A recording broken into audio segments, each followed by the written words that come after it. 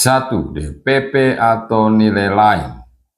Dasar pengenaan pajak adalah jumlah harga jual, penggantian, nilai impor, nilai ekspor, atau nilai lain yang dipakai sebagai dasar untuk menghitung pajak yang terutang.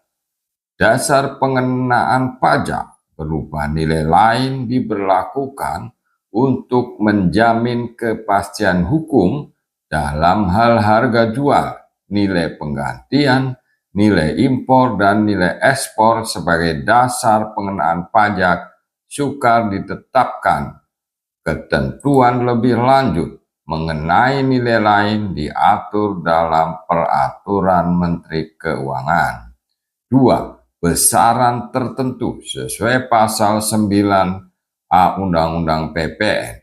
Pengusaha kena pajak yang A. Mempunyai peredaran usaha dalam 1 tahun buku tidak melebihi jumlah tertentu, B.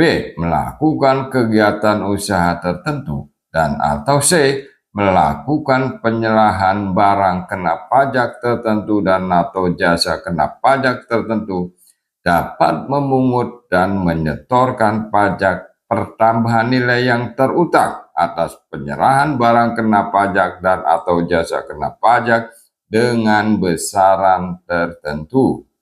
Pajak masukan atas perolehan barang kena pajak dan atau jasa kena pajak, impor barang kena pajak, serta pemanfaatan barang kena pajak tidak berwujud atau pemanfaatan jasa kena pajak dari luar daerah pabean di dalam daerah pabean yang berhubungan dengan penyerahan oleh pengusaha kena pajak sebagaimana dimaksud pada ayat 1 tidak dapat dikreditkan.